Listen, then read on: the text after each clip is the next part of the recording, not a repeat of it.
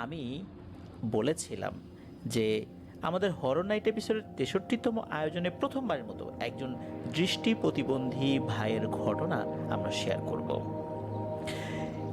প্রিয় লিসেনার্স, আপনারা খেয়াল করবেন যে আমরা যখন আমাদের ইমেল অ্যাড্রেসটা বলি স্পেলিং সহ বলি, কিন্তু শুরুর দিকে কিন্তু এটা আমরা বলতাম না। একবার আমরা একটা কমেন্ট দেখতে পাই, সেখানে একজন দৃষ্টি প্রতিবন্ধী ভাই কমেন্ট করেছেন। উনি কাউকে দিয়ে করিয়েছেন, তো সেখানে লেখা ছিল যে আমরা দৃষ্টি প্রতিবন্ধীরা কিভাবে ঘটনা পাঠাতে পারবো সেটা না হয় জানলাম, কিন্তু ইমেল অ্যাড্রেসটার স্পেলিংটা যদি আমি বলে দিই তাহলে ওনাদের জন্য খুব উপকার হয়। এরপর থেকে আমার খুব বড় ধরনের ভুল না হলে আমি চেষ্টা করি স্পেলিংটা বলে দেওয়ার জন্য, যেটা এখনো অব্যাহত রয়েছে। যেই দৃষ্টি প্রতিবন্ধী ভাই এই কমেন্টটি করেছিলেন সেই ভাইয়ের ঘটনাই আজকে আপনাদের সামনে উপস্থাপন করব। ওনার নাম মোহাম্মদ মাজহারুল ইসলাম। ওনার দেশের বাড়ি ময়মনসিংহের হালুয়াঘাটে। উনি লেখাপড়া করছেন ঢাকার উত্তরার দক্ষিণখানের সর্দারঘাট এলাকার মাদ্রাসাতুর রহমান আল আরাবিয়াতে। উনি এমন সুন্দরভাবে ঘটনাটি আমার কাছে পাঠিয়েছেন রেকর্ড করে, যেহেতু ওনার পক্ষে লেখা সম্ভব নয়, অন্যরা যেভাবে ঘটনা পাঠান লিখে। তো উনি ঘটনার ভেতরে অনেকগুলো বিষয় বলেছেন যে কিভাবে উনি আপনাদের হরর ওয়ার্ল্ডের ঘটনাগুলো শোনেন। শুধু যে উনি শোনেন বিষয়টা এরকম না, ওনার মাদ্রাসার অনেকেই শোনেন। ওনার মাদ্রাসায় ওনার মতো অনেক দৃষ্টি প্রতিবন্ধী ভাইয়েরা রয়েছেন যারাও আমাদের চ্যানেলের ঘটনাগুলো প্রতিনিয়ত শোনেন। শুধু যে শোনেন এটা বললে ভুল হবে, ওনারা বিভিন্ন ঘটনা নিয়ে আলোচনাও করেন এবং অপেক্ষায় থাকেন যে সামনের এপিসোডে কী ধরনের ঘটনা আসতে পারে, কোন ঘটনা ভালো লাগলো, কোন ঘটনা ভালো লাগলো না, এই বিষয়গুলো ওনারা আলোচনা করেন। সত্যি ওনারা যে ওনাদের মনের মণিকোঠায় আপনাদের হরর ওয়ার্ল্ডকে ধারণ করেছেন, আমাদের জন্য ভালোবাসার জন্য কিছুটা জায়গা রেখেছেন, তাতেই আলহামদুলিল্লাহ আমরা সন্তুষ্ট। তাতেই আমরা মনে করি আপনাদের হরর ওয়ার্ল্ড কিছুটা হলেও তাদের লক্ষ্য অর্জন করতে সমর্থ হয়েছে আলহামদুলিল্লাহ। প্রিয় লিসেনার্স, আপনাদের ভালোবাসা নিয়ে অনেকটা পথ এগিয়ে যেতে চাই, আর তার জন্য আপনাদের সহযোগিতাও প্রয়োজন। আমি সবসময় বলি, আপনারা যদি আমাদেরকে ঘটনা পাঠান তাহলে অনেকটা পথ আমরা একসাথে পাড়ি দিতে পারবো। যেমনটা মাজহারুল ইসলাম ভাই, ওনার জন্য লেখাটা কতটা কঠিন, কারণ ওনার দৃষ্টিশক্তি নেই, উনি রেকর্ড করে পাঠিয়েছেন। আপনাদের হরর ওয়ার্ল্ডকে ভালোবাসেন, এই চলার পথটা যেন আরও দীর্ঘ হয় এই জন্য উনি ঘটনা পাঠিয়েছেন। আপনাদের কাছে অনুরোধ করব, আপনারা আমাদেরকে প্রতিনিয়ত সত্য ভয়ের ঘটনাগুলো পাঠাতে থাকুন। আর ঘটনা পাঠানোর জন্য ইমেল অ্যাড্রেস ব্যবহার করতে হবে। আমাদের ইমেল অ্যাড্রেসটা হচ্ছে afnandahorrorworldbd@gmail.com। স্পেলিংটা বলে দিচ্ছি, AFNANTHEORRORWORLDBD, afnandahorrorworldbd@gmail.com। স্পেলিংটাও আমরা আমাদের ভিডিওর ডেসক্রিপশনে দিয়ে রেখেছি, সেখানে গিয়ে স্পেলিংটা চেক করে নিতে পারবেন।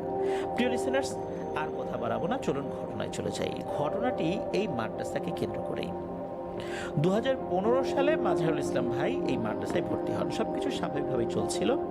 মাদ্রাসায় কয়েকটি ফ্লোর রয়েছে ওই বিল্ডিংয়ের, যেখানে ওনারা লেখাপড়া করেন। এর মধ্যে দৃষ্টি প্রতিবন্ধী যারা শিক্ষার্থী রয়েছেন তাদের জন্য আলাদা একটি ফ্লোর রয়েছে।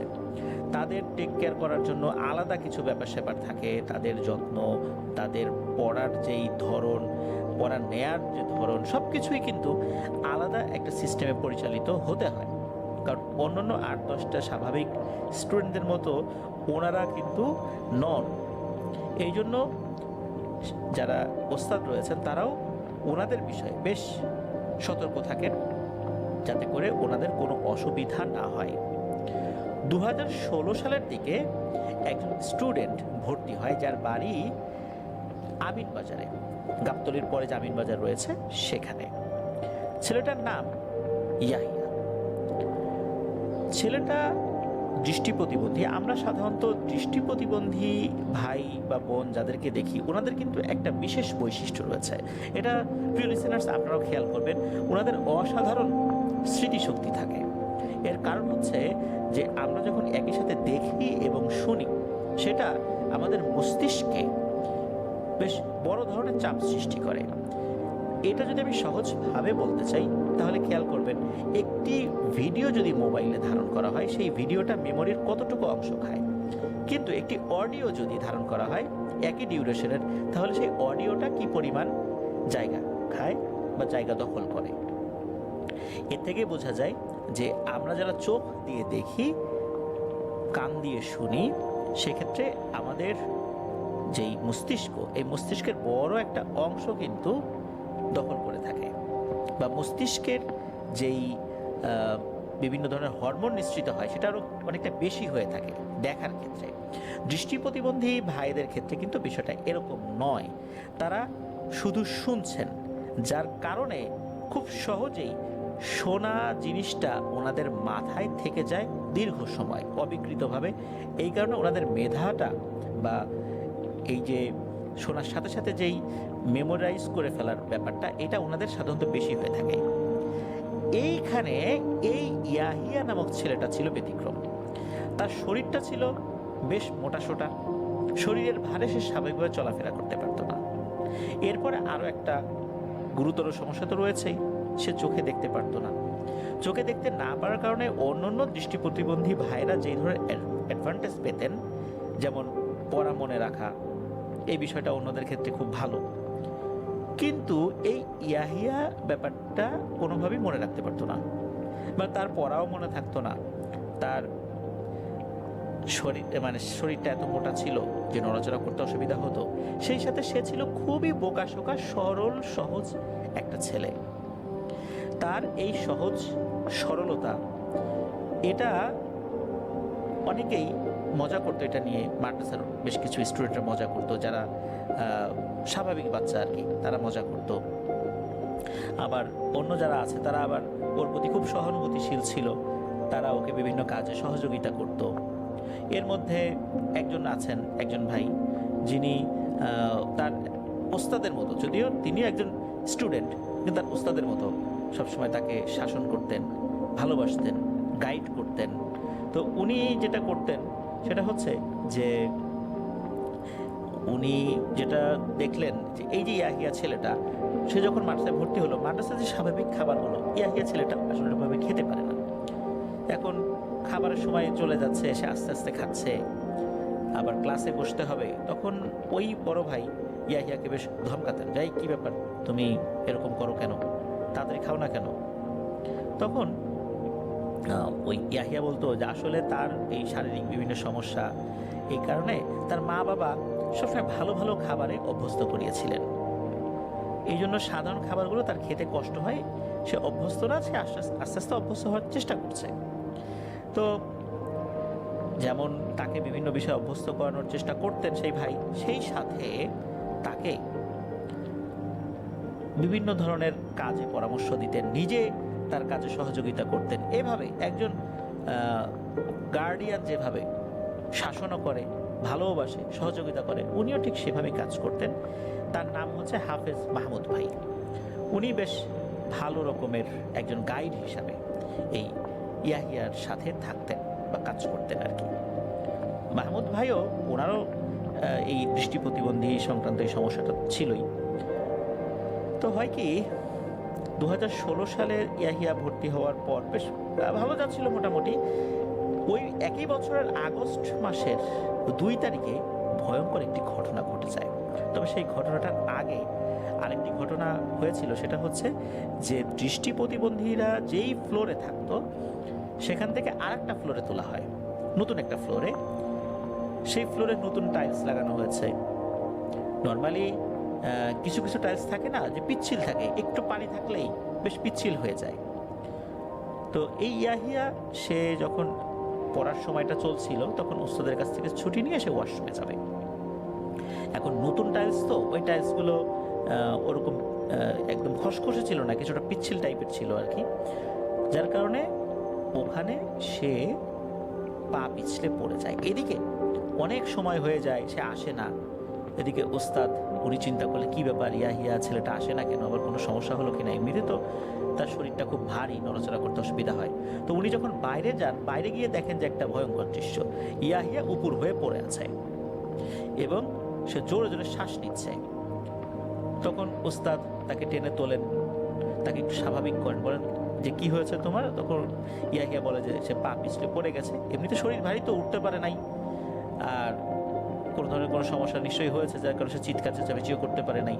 যাই হোক, ওখান থেকে তাকে তুলে আনা হয়। এরপরে বিভিন্ন সমস্যা দেখা দেয় ইয়াহিয়ার সাথে, কারণ হচ্ছে যে একে তো তার শারীরিক সমস্যা ছিলই, তার সাথে এইভাবে পড়ে যাওয়ার পরে তার কোমরে মারাত্মক সে ব্যথা পেয়েছে। ডাক্তার দেখানো হয়, টেস্ট করা হয়, রেজাল্ট আসে তার কোমরটা ভেঙে গেছে। কোমরটা ভেঙে গেছে, এত ভারী একটা ছেলে, তাকে নড়ানো চড়ানো, তার সব কিছু দেখাশোনা করা, এটা কিন্তু সকলের জন্য বেশ টাফ একটা ব্যাপার হলেও মাদ্রাসার অধিকাংশ ছাত্র শিক্ষক সকলে মিলে ইয়াহিয়ার সেবা করত। এদিকে ইয়াহিয়ার পরিবার, তার মা বাবা বিশেষ করে ইয়াহিয়াকে খুব ভালোবাসতেন। সাধারণত হয় কি যে এই ধরনের কোনো একটা বাচ্চা যদি কোনো পরিবারে থাকে, পরিবারের অনেক সদস্যরাই তার প্রতি অবহেলা করার একটা প্রবণতা আমরা দেখি, কিন্তু ইয়াহিয়ার ব্যাপারটা ছিল ভিন্ন রকমের। তার মা বাবা বা পরিবারের অন্য সদস্যরা ইয়াহিয়াকে খুবই ভালোবাসতেন। তো ইয়াহিয়ার এই খবর শুনে তারা সকলে চলে আসেন। আসার পর তারপর ইয়াহিয়াকে ওনারা আরো অধিকতর চিকিৎসার জন্য নিয়ে যান। এর অল্প কিছুদিন পর, এই যে আগস্ট মাসের 2 তারিখে বেলা 11:30টার দিকে একটা খবর আসে মাদ্রাসায় যে ঢাকা মেডিকেল কলেজ হসপিটালে চিকিৎসারত অবস্থায় ইয়াহিয়া মারা গেছেন। ইন্না লিল্লাহি ওয়া ইন্না ইলাইহি রাজিউন। তো ইয়াহিয়ার বাড়ি আমিনবাজার ছিল। মারা যাওয়ার পর ইয়াহিয়ার ডেড বডিটা সরাসরি আগে মাদ্রাসায় আনা হয়। মাদ্রাসায় আনার পর নিচতলাতে একটা জায়গা ছিল, তো সেখানে ইয়াহিয়াকে গোসল দেওয়া হয়, সেখানে কাফনের কাপড় পরানো হয় এবং মাদ্রাসার স্টুডেন্টরা, ওস্তাদরা ইয়াহিয়ার জানাজার নামাজ পড়েন। এরপর ইয়াহিয়ার ডেড বডি তার বাড়িতে নিয়ে যাওয়া হয় এবং সেখানেই তাকে দাফন কাফন করা হয়। যারা দৃষ্টিসম্পন্ন শিক্ষার্থী ছিলেন বা ওস্তাদরা ছিলেন, তারা সকলে বলেছিলেন একটা অদ্ভুত বিষয়, ইয়াহিয়া এমনিতে মৃত্যুর পূর্বে তার চেহারাটা যেরকম ছিল, কিন্তু মৃত্যুর পর তার চেহারাটা অন্যরকম লাগছিল, একটা নুরানি ভাব, তার মুখে ছিল হাসি, অদ্ভুত রকমের একটা হাসি, মনে হচ্ছে যে সে হাসছে। এরকম মনে হওয়াটা স্বাভাবিক, কারণ সকলের কাছেই মনে হচ্ছিল ইয়াহিয়া মুচকি মুচকি হাসছে, আর মনে হচ্ছে সে ঘুমাচ্ছে। ঘুমের ঘরে অনেক সময় মানুষ হাসে না, স্বপ্ন দেখে, অনেকটা সেরকম। ইয়াহিয়ার জন্য সকলেই ব্যথিত ছিল। ইয়াহিয়ার সাথে সবাই যে ভালো ব্যবহার করতো বিষয়টা এরকম না। মাদ্রাসার কিছু কিছু স্টুডেন্টরা কিন্তু তার সাথে দুর্ব্যবহারও করত, তার সাথে খারাপ আচরণ করত। ইয়াহিয়া এতে মনে কষ্ট পেত না। তাকে একবার জিজ্ঞেস করা হয়েছিল যে এই যে অনেকে তোমার সাথে বা কেউ কেউ তোমার সাথে খারাপ ব্যবহার করে, তোমার মনে কষ্ট লাগে না? তখন ইয়াহিয়া নাকি বলেছিল যে না, আমার মনে কষ্ট লাগে না। তখন তাকে প্রশ্ন করেছিল যে তোমার কাছে কি মনে হয়, আল্লাহর কাছে তুমি কি চাও, কি পেলে খুশি হতা? তখন ইয়াহিয়া বলেছিল যে আল্লাহ যদি পৃথিবী থেকে আমাকে নিয়ে যেতেন তাহলে আমি খুব খুশি হতাম, কারণ আমার শরীর নিয়ে আমি চলতে পারি না, আমার শারীরিক বিভিন্ন ধরনের অসুবিধা, তারপর চোখে দেখি না, আমার বুদ্ধি শুদ্ধি কম, পড়াশোনাও মনে রাখতে পারি না, এই জীবন দিয়ে কি হবে? আমি আমার জীবনের প্রতি খুব বিতৃষ্ণা বোধ করি। এই বিষয়গুলো এই যে বিশেষ করে মাহমুদ ভাই একজন আছেন, তার সাথে কিন্তু শেয়ার করেছিলেন। মাহমুদ ভাইয়ের কোরআন তেলাওয়াতটা অসাধারণ ছিল। ইয়াহিয়া মাঝে মাঝেই বলতো যে আমি যদি মাহমুদ ভাইয়ের মতো হাফেজ হতে পারতাম, ওনার মতো তেলাওয়াত করতে পারতাম। প্রিয় লিসেনার্স, এতক্ষণ কিন্তু ইয়াহিয়া সম্পর্কে আপনাদের সাথে কিছু কথা শেয়ার করলাম। এবার চলে যাব আসল ঘটনায়। আসল ঘটনাটা কি হয়েছিল? ইয়াহিয়ার সাথে যেই সকল স্টুডেন্টরা ভালো ব্যবহার করতো না, এর মধ্যে একজনের নাম ছিল আব্দুল হালিম। ইয়াহিয়ার মৃত্যুর কয়েকদিন পর একদিন আব্দুল হালিম একটা ভয়ঙ্কর স্বপ্ন দেখে। স্বপ্নে দেখে যে ইয়াহিয়া আব্দুল হালিমের হাত ধরে টানছে। আব্দুল হালিম শুয়ে আছে। ইয়াহিয়া বলছে, আব্দুল হালিম, এখন কি ঘুমানোর সময়? আজকে তো ঘুমানোর দিন নয়, আসো আমার সাথে। এই বলে দোতলা থেকে আব্দুল হালিমকে সিঁড়ি দিয়ে হাত ধরে টেনে নিয়ে যেখানে ইয়াহিয়াকে গোসল করানো হয়েছিল, মানে জানাজার পূর্বে কাফন পরানোর আগে গোসল করানো হয়েছিল, সেই জায়গাটাতে আব্দুল হালিমকে হাত ধরে নিয়ে যাচ্ছে। এই স্বপ্ন দেখার সাথে সাথে আব্দুল হালিম তো চিৎকার দিয়ে ওঠে, আর এটা কি দেখলো সে। এই বিষয়টা অন্যদের সাথে কিন্তু সে শেয়ার করে। তো এই স্বপ্ন দেখার পরের দিন আর একটা ঘটনা ঘটে, তবে এটা আর স্বপ্নে নয়, এটা বাস্তবে।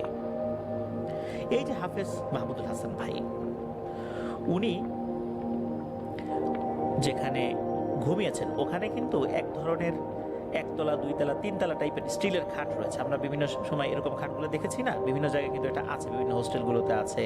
তারপর প্রবাস জীবনে যারা রয়েছেন তারাও এই ধরনের খাটগুলোর সাথে পরিচিত। বিভিন্ন জায়গায় কিন্তু এই ধরনের খাট রয়েছে। তো ওখানে দৃষ্টি প্রতিবন্ধী ভাইদের জন্য এই ধরনের বিশেষ খাট তৈরি করা হয়েছে ওই মাদ্রাসায়। তো এই হাফেজ মাহমুদুল হাসান ভাই উনি এরকম একটা খাটে 3 তলাতে থাকেন। একটা সিঁড়ি রয়েছে, সিঁড়ি বেয়ে উপরে উঠে যেতে হয়। তো মাহমুদুল হাসান ভাই উনি ঘুমিয়েছেন। কাছাকাছি জায়গায় কিন্তু এই যে মাজহারুল ইসলাম ভাই উনিও আছেন। গভীর রাতে হঠাৎ করে এই মাহমুদুল হাসান ভাই উনি বলছেন, এই যা যা, এখান থেকে যা, চলে যা যা, এরকম বলছেন। তো উনি এরকম বলছেন, এই কথার কারণে অন্যদের ঘুম ভেঙে যায়। ওনারা বলে যে, এই মাহমুদ ভাই কি হয়েছে? তখন মাহমুদ ভাই বলেন যে, আরে আমি তো ইয়াহিয়ার শব্দ শুনলাম। ইয়াহিয়ার শব্দ শোনা মানে উনি কি স্বপ্নের মধ্যে শুনেছেন? না, উনি বাস্তবে শুনেছেন। উনি বললেন হঠাৎ করে উনি ফিল করেছেন ওনার খাটটা কাঁপছে, যদিও বা ওই খাটের নিচে আরো 2 জন কিন্তু ঘুমাচ্ছে, তারা কিন্তু ফিল করে নাই ইয়াহিয়ার উপস্থিতি। এই মাহমুদ ভাই তখনই বুঝতে পেরেছেন যখন উনি শুনতে পেলেন ওনার শরীরের ডান পাশে, বাম পাশে, মাথার দিকে, পায়ের দিকে এবং উপর দিক থেকে বিলাপ করে কান্নার আওয়াজ আসছে। আর এই কান্নার আওয়াজটা আর কারো নয়, ইয়াহিয়ার। ক্রমাগত একই ধরনের কান্না চতুর্দিক থেকে আসছিল। তখন উনি বলছেন, এই চলে যা, চলে যা, এখান থেকে যা, এরকম বলছেন। তো এটা একটা আতঙ্কের সৃষ্টি করে। বিষয়টা অন্যান্য যারা স্টুডেন্ট ছিল, উস্তাদ ছিলেন, তাদের সাথেও শেয়ার করা হয়। একই ঘটনা পরের দিনও ঘটেছে। আর ওই যে আব্দুল হালিম যে ইয়াহিয়াকে বিরক্ত করত, সে কিন্তু প্রতিনিয়ত এই স্বপ্নটা দেখেই যাচ্ছিল যে ইয়াহিয়া এসে তাকে হাত ধরে টানতে টানতে যেখানে তাকে বিশেষ করে তার লাশকে গোসল দেওয়া হয়েছিল সেই দিকটাতে নিয়ে যাচ্ছে। এদিকে আব্দুল হালিম তো ভয়ে থাকতো প্রচন্ড। দ্বিতীয়বার যখন এই ঘটনা ঘটেছে এই যে হাফেজ মাহমুদ ভাইয়ের সাথে, তখন আর একটা বিষয়, সেটা হচ্ছে যে ওনারা তো ওই জায়গাটাতে সবাই দৃষ্টি প্রতিবন্ধী, কোনো ছেলে এসে বিরক্ত করছে না। তো তখন এখানে একটা ব্যাপার, আসলেই তো কোনো দৃষ্টিসম্পন্ন ছেলে এসেও তো ওনাদের এই রুমে এসে বিরক্ত করতে পারে।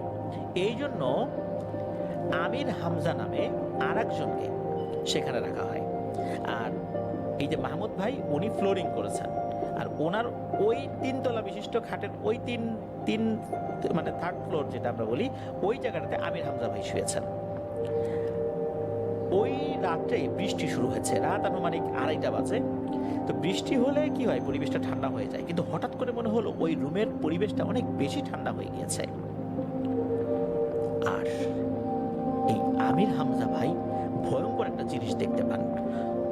উনি প্রথমে ফিল করেন যে ওই খাটটা কাঁপাকাঁপি শুরু হয়েছে, আর দেখছেন যে ওনার পায়ের এক সাইডে একটি কালো মোটা অবয়ব শূন্যে ভাসতে ভাসতে ওনার দিকে আসছে এবং কাছে এসে বলছে, এই তুই এই খাটে কি করিস?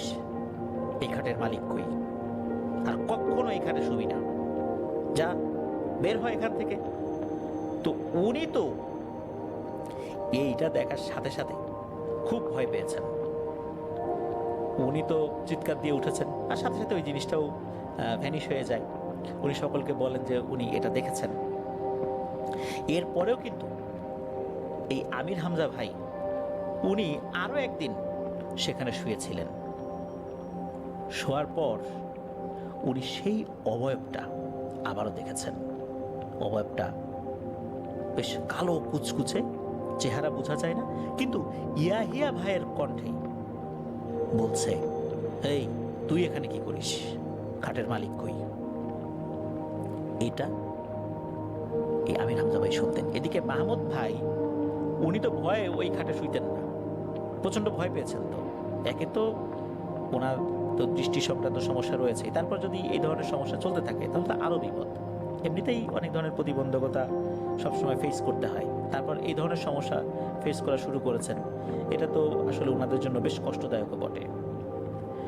তো এছাড়াও বিভিন্ন সময় বিভিন্ন ধরনের বিষয়গুলো অনেকেই ফেস করতে থাকে। যেমন একজন ওস্তাদ আছেন, ওনার নাম হচ্ছে আনোয়ার স্যার। উনি এই দৃষ্টি প্রতিবন্ধীদের ইংরেজি এবং বাংলার ক্লাসগুলো নিয়ে থাকেন আর কি। তো আনোয়ার স্যার উনিও স্বপ্নে এই ইয়াহিয়াকে দেখতে থাকেন।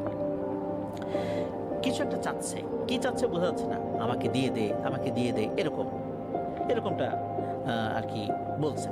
যেহেতু এই সমস্যাটা বেশ তীব্র আকার ধারণ করেছে, এই সমস্যার সমাধান কিভাবে করা যায়, এই যে মাজহারুল ইসলাম ভাই উনি তখন এই মাহমুদ ভাই ওনার সাথে কিন্তু ক্রমাগত ঘটনা ঘটছে। আর ওইদিকে ওই যে আব্দুল হালিম বা আমির হামজা ভাই, তাদের সাথে ঘটনা কিন্তু অনেকটাই কমে এসেছে, কারো কারোর সাথে ঘটনা একদম বন্ধই হয়ে গেছে বলতে হবে। কিন্তু মাহমুদ ভাই উনি কিন্তু এই সমস্যা থেকে বের হতে পারছিলেন না। মাজহারুল ইসলাম ভাই তখন এই ময়মনসিংহের হালুয়াঘাটে এক নাম করা আলেমে দিন, যার নাম আল্লামা জিল্লুর রহমান দামাত বারকাতুহুম, তার কাছে নিয়ে যান। তো উনি সব কথা শোনার পর উনি বলেন, এটা তেমন কোনো ব্যাপার না, ইনশাল্লাহ ঠিক হয়ে যাবে, চিন্তা করো না। উনি কিছু ঝাড়ফুঁক করে দেন, কিছু রুকিয়া করে দেন। তো সত্যি এরপরে মাহমুদ ভাইয়ের সাথে এই বিষয়টা আর হয় না। মাদ্রাসার ওস্তাদরাও ওনারা এই ইয়াহিয়া ভাইয়ের জন্য সাদাকা করেছিলেন, দোয়া করেছিলেন। আল্লাহর রহমতে এরপর থেকে আর কোনো ধরনের কোনো সমস্যা হয়নি। এভাবেই সমস্যাটার সমাপ্তি ঘটে। প্রিয় লিসেনার্স, শুনলেন ঘটনাটি। ইয়াহিয়া একজন দৃষ্টি প্রতিবন্ধী, বিভিন্ন ধরনের শারীরিক সমস্যা তার ছিল। তো আমাদের আশেপাশে এমন অনেকেই রয়েছে। বিশেষ করে আমি আমার নিজের একটা অভিজ্ঞতার কথা বলি। যেহেতু আমি বাংলাদেশের নামকরা একটা শিক্ষা প্রতিষ্ঠানে কর্মরত রয়েছি, মাঝে মাঝে এমন কিছু শিক্ষার্থী আমি পাই, তাদের মধ্যে কিছু কিছু বিষয় দেখি যেটা স্বাভাবিক নয়। আমি দেখি যে অনেক শিক্ষার্থী তাদের সাথে আচরণটা ভালো করছে না, আর এই কারণে ওই শিক্ষার্থীটা আরো বেশি মানসিকভাবে বিপর্যস্ত হয়ে পড়ে। আমি যখন এই ব্যাপারটা লক্ষ্য করি কোনো কোনো ক্ষেত্রে, তখন আমি চেষ্টা করি যে অন্যান্য শিক্ষার্থী যারা রয়েছে তাদের সাথেও এই বিষয়টি নিয়ে কথা বলার জন্য, তারা যেন ওই শিক্ষার্থীকে কখনো এমন কোনো কথা না বলে বা এমন কোনো আচরণ না করে যাতে ওই বাচ্চাটা মনে কষ্ট পায়। এই ধরনের শিক্ষার্থীরা স্বাভাবিক বাচ্চার সাথে মিশতে মিশতে একটা সময় তারা অনেকটাই স্বাভাবিক হয়ে যায়। আর এই ধরনের শিক্ষার্থীরা সবসময় ছোটবেলা থেকে কেয়ার পেতে পেতে, ভালোবাসা পেতে পেতে বড় হয়েছে। তারা যখন পরিবারের বাইরে আসে এই শিশু বয়সে, যখন এসে অন্যান্য স্বাভাবিক বাচ্চাদের কাছে আচরণটা ভালো পায় না, ওরা মানসিকভাবে আরও বিপর্যস্ত হয়ে পড়ে। আমাদেরকে কিন্তু এই বিষয়গুলো লক্ষ্য রাখতে হবে। আমরা যেন আমাদের আশেপাশে থাকা এই মানুষগুলো সম্পর্কে অধিকতর সচেতন থাকি। তাদের প্রয়োজনীয়তা, তারা কিভাবে ভাবছে, তারা কিভাবে চিন্তা করছে, এই বিষয়গুলো যেন আমরা খেয়াল রাখি। তাহলে ইনশাল্লাহ এরাও একটা সময় স্বাভাবিক জীবনে আস্তে আস্তে অভ্যস্ত হয়ে যাবে। কারণ আল্লাহ তাআলা সবাইকে একরকমভাবে বানান নাই। কারো বিভিন্ন ধরনের সমস্যা রয়েছে, বিশেষ করে কারো যদি মানসিক সমস্যা থাকে, বুদ্ধি কম থাকে, তাহলে তাদের সাথে আচরণটা ভিন্ন রকমের হয়। আমরা যেন তাদের এই আচরণগুলোতে বিরক্ত না হই, আমরা যেন তাদের সাথে আরো ভালো দায়িত্বশীল আচরণ করি। এটাই কিন্তু আমাদের কর্মকাণ্ড হওয়া উচিত। যদিও বা আমরা সবসময় সেটা করতে পারি না, আল্লাহ আমাদেরকে ক্ষমা করুন, তবে আমাদের চেষ্টা করে যেতে হবে যেন আমরা এই মানুষগুলোর সাথে ভালো আচরণ করতে পারি। তাদেরকেও 8-10 স্বাভাবিক বাচ্চার মতো বড় হওয়ার জন্য আমরা সুযোগ করে দিতে পারি। প্রিয় লিসেনার্স, ইয়াহিয়া মূলত পা পিছলে পড়ে যাওয়ার কারণেই তার শারীরিক অসুবিধাটা মারাত্মকভাবে বেড়ে গিয়েছিল, আর এর ফলশ্রুতিতেই সে মারা গিয়েছিল। আল্লাহ তাআলা তার ভুল ত্রুটি ক্ষমা করুন। এই পৃথিবীর অনেক জিনিস সে দেখেই নাই, যা আমরা প্রতিনিয়ত দেখে পাপ অর্জন করছি। আল্লাহ তাআলা তাকে নিয়ে গিয়েছেন, জান্নাতুল ফিরদৌসের উচ্চ মাকাম দান করুন। সেই সাথে এই মাদ্রাসার যে শিক্ষার্থীরা রয়েছেন তাদের জন্য আমরা দোয়া করি, আল্লাহ তাআলা তাদেরকেও অনেক ভালো রাখুন, লেখাপড়ায় আল্লাহ তাআলা বরকত দান করুন। আর মাদ্রাসার শিক্ষার্থীরা অনেকেই আপনাদের ওয়ার্ল্ড শোনেন, আমাকে মাজরুল ইসলাম ভাই আমন্ত্রণ জানিয়েছেন সেখানে যাওয়ার জন্য। ইনশাল্লাহ আমি চেষ্টা করব, শুধু আমি কেন, আমাদের পুরো টিমটা, মাজরুল ইসলাম ভাই সহ অন্যান্য শিক্ষার্থী যারা আপনাদের ওয়ার্ল্ড শোনেন তাদের সাথে যেন আমরা দেখা করতে পারি। আমি চেষ্টা করব সর্বোচ্চ খুব তাড়াতাড়ি যেন আমি এই কাজটা করতে পারি। ইনশাল্লাহ আমি সেই চেষ্টাটা অব্যাহত রাখবো। প্রিয় লিসেনার্স, চলুন আমরা চলে যাব আমাদের এবারের এপিসোডের পরবর্তী আরো একটি নতুন ঘটনায়। প্রিয় লিসেনার্স, আসসালামু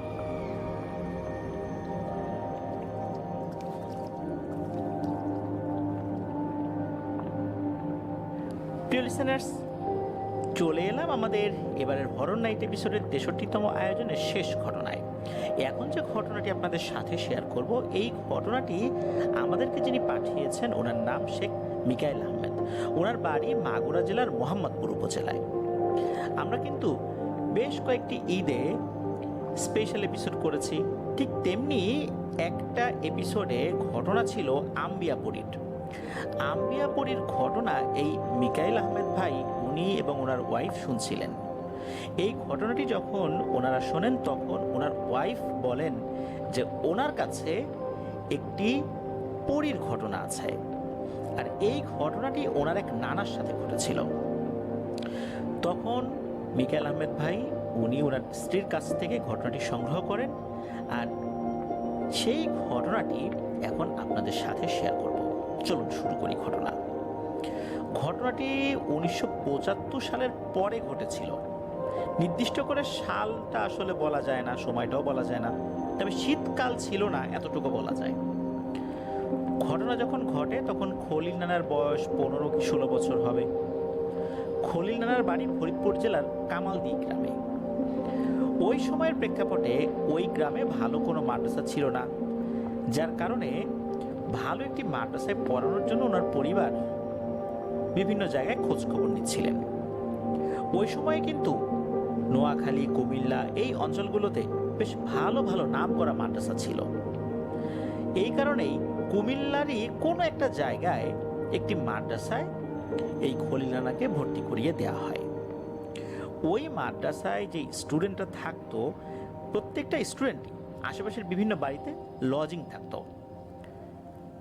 কেউ কেউ রাতের বেলা সেখানে থাকতো, বিশেষ করে যারা বেশ বড় হয়ে গিয়েছে তারা মাদ্রাসায় থাকতো, রাতের বেলা খাবার টাবার নিয়ে চলে আসতো। আবার যাদের বয়স একটু কম, অনেক সময় দেখা যেত তারা লজিং বাড়িতেই থাকতো রাতের বেলা। ফজরের আজান হয়ে গেলে তখন তারা মাদ্রাসায় চলে আসতো। অনেক